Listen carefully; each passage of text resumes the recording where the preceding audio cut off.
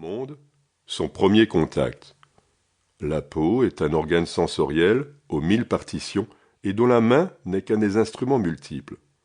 Ignorer son pouvoir, ignorer ses besoins, c'est se couper de la tendresse, de la sécurité et de la reconnaissance dont chaque être a désespérément besoin. Gérard Leleu, médecin français né en 1932 et dont nous allons parler à plusieurs reprises au cours de cet ouvrage, s'est tout d'abord spécialisé en anesthésie et en neurochirurgie avant de prendre une toute autre direction. Il devient psychothérapeute et sexologue à l'âge de 45 ans. C'est son premier livre, Le traité des caresses, qui va le rendre célèbre dans le monde entier. Bien d'autres ouvrages suivront, confirmant cette notoriété, mais ce fameux traité restera dans les annales comme la première étude sérieuse sur cet univers totalement ignoré et oublié des caresses. L'ouvrage, qui vous est proposé ici, et qui s'inspire des théories les plus importantes du docteur Leleu, veut surtout vous ouvrir de nouveaux horizons sensuels et érotiques, mais aussi émotionnels. Pour mieux vivre votre vie de couple, pour établir une relation profonde et créative avec des partenaires occasionnels, pour établir un contact plus sensuel avec la vie en général. Si vous êtes en couple et que vous sentez que votre relation s'en va à la dérive, ce livre vous montrera comment développer tout le potentiel de votre relation de couple, et à tous les niveaux, sexuel, sentimental. Si vous êtes encore à la recherche d'un partenaire idéal, ce livre vous apprendra comment créer instantanément, ou presque, l'atmosphère de connivence inexplicable qui n'existe que chez les couples heureux après de nombreuses années et après bien des tâtonnements. À travers cet ouvrage, nous allons donc explorer l'univers méconnu des caresses et retrouver le pouvoir de la peau comme intime fenêtre sur notre monde intérieur. Chapitre 1. La caresse, expression de la tendresse. La tendresse est une véritable nourriture.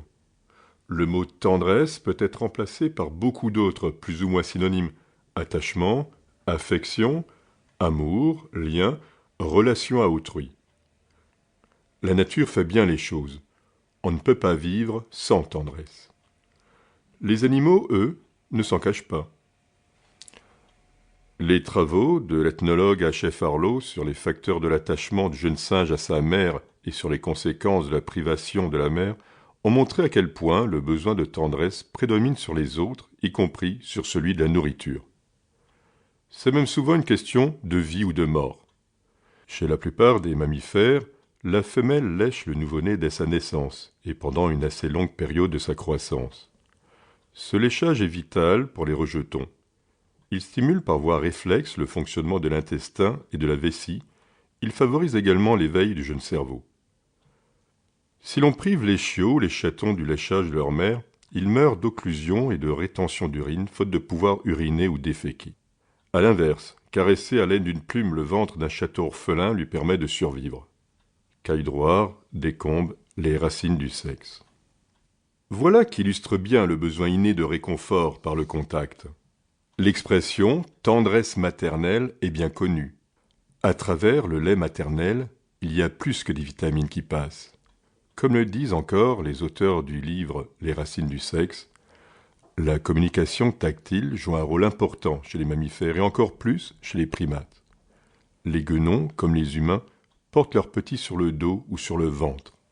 Les étreintes, les cajoleries, les jeux, les soins sont quotidiens.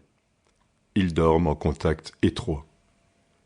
Plusieurs adultes et leurs petits s'épouillent, se toilettent, se palpent, se reniflent. Ces gestes constituent une sorte de lien social et affectif chez les primates, y compris chez les lémuriens. Dans l'évolution des mammifères, il semble exister un perfectionnement progressif dans la stimulation cutanée, commencé par le léchage des mammifères inférieurs, puis complété par le peignage aux dents des lémuriens, pour devenir l'épouillage aux doigts des singes, et enfin les caresses et les pinçons de toutes sortes des humains. En fait, savoir exprimer la tendresse est, au même titre que penser, l'un de nos plus grands privilèges en tant qu'être humain. Les biologistes nous disent que nous avons 3 cerveaux. Le premier est le siège de l'instinct territorial et sexuel brut. C'est le cerveau de la survie. Il est surnommé significativement le cerveau reptilien. C'est la partie la plus primitive, la plus mécanique et la plus routinière de nous-mêmes. Au cours de l'évolution,